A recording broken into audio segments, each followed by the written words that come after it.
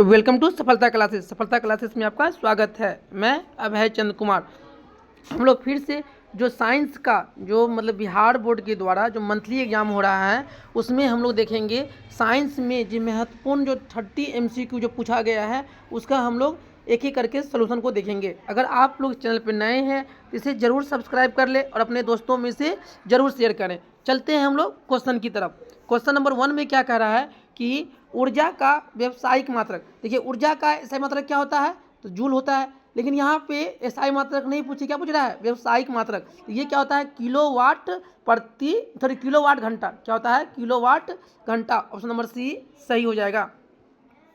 चलते हैं पे, आपके शरीर की स्थिति ऊर्जा न्यूनतम होगी। आपके शरीर में स्थिति ऊर्जा न्यूनतम कब होगी, कि जब आप जमीन पर लेट जाएंगे तो आपके शरीर का क्या होगा, स्थिति ऊर्जा क्या होगा, न्यूनतम। देखिए यांत्रिक ऊर्जा दो प्रकार का होता है। यांत्रिक ऊर्जा दो, एक होता है गतिज ऊर्जा, और एक होता है स्थितिज ऊर्जा।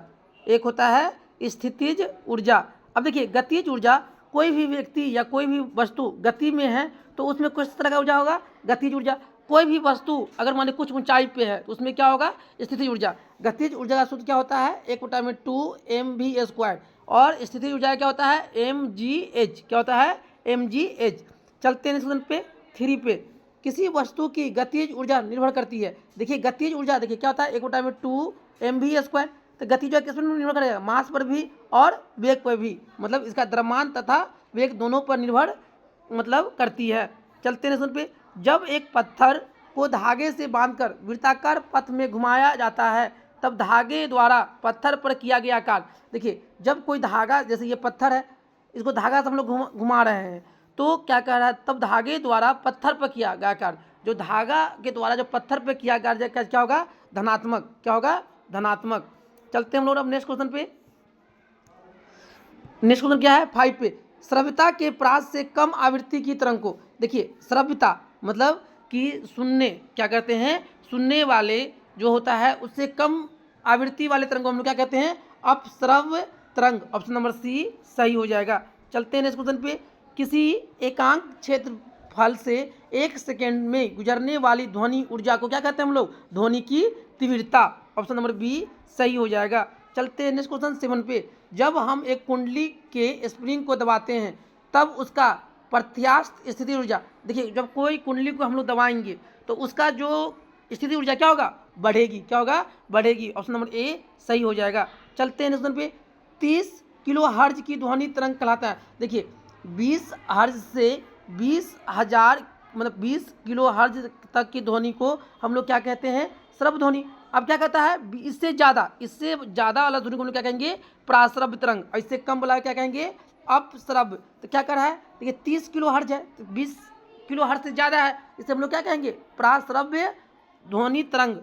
चलते हैं नेक्स्ट क्वेश्चन पे 9 पे, छत पर दौड़ते हुए बालक होती है। देखिए कोई बालक क्या कर रहा है, छत पे दौड़ रहा है तो जमीन से कुछ ऊंचाई पे भी है और क्या है, गति में भी है। इसमें क्या होगा, स्थितिज ऊर्जा और गतिज ऊर्जा दोनों। ऑप्शन नंबर सी सही हो जाएगा।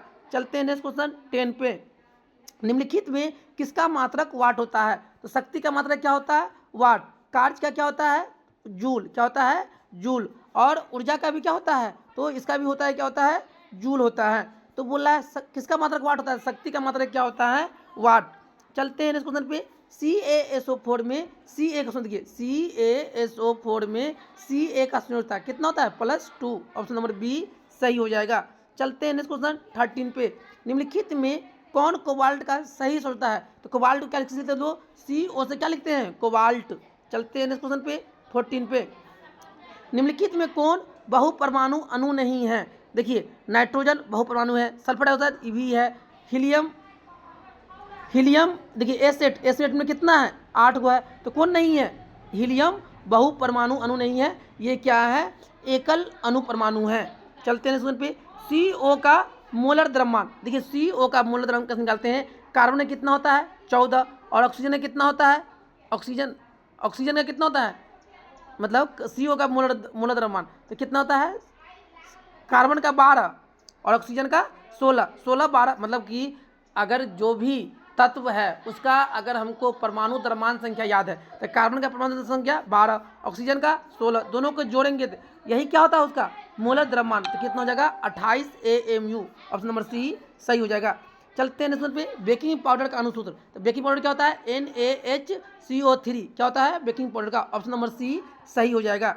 चलते हैं नेक्स्ट पे, देखिए ये है पोटेशियम पे, नीचे क्या है परमाणु संख्या, ऊपर क्या है द्रव्यमान संख्या में इलेक्ट्रॉनों की संख्या। देखिए ऊपर में क्या है प्लस है, क्या है प्लस है, तो एक इलेक्ट्रॉन को क्या किया है दान किया है, तो इसमें कितना होगा, अगर मान लीजिए माइनस होता है तो जुड़ता है और प्लस होता है तो क्या होता है घटता है, तो 19 में से एक गया तो कितना होगा इसमें 18 इलेक्ट्रॉन की संख्या, ऑप्शन नंबर ए सही हो जाएगा।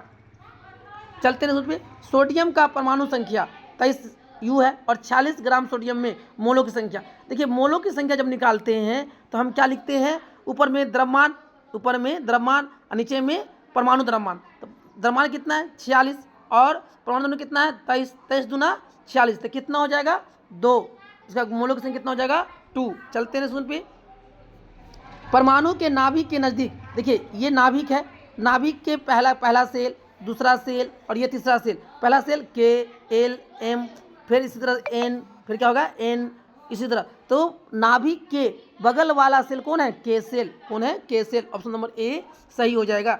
चलते हैं नेक्स्ट क्वेश्चन पे, किसी तत्व X का ऑक्साइड का सूत्र इतना है तो इसे सल्फेट का सूत्र क्या होगा। देखिए X का, देखिए X है और ये X2 है और ये 3 है, तो कह रहा है कि सल्फेट क्या होगा X2SO4, इसका whole thrice, option number C सही हो जाएगा। चलते हैं सुनिए श्वेत क्रांति किससे संबंधित है, तो दूध उत्पादन से श्वेत क्रांति संबंधित है।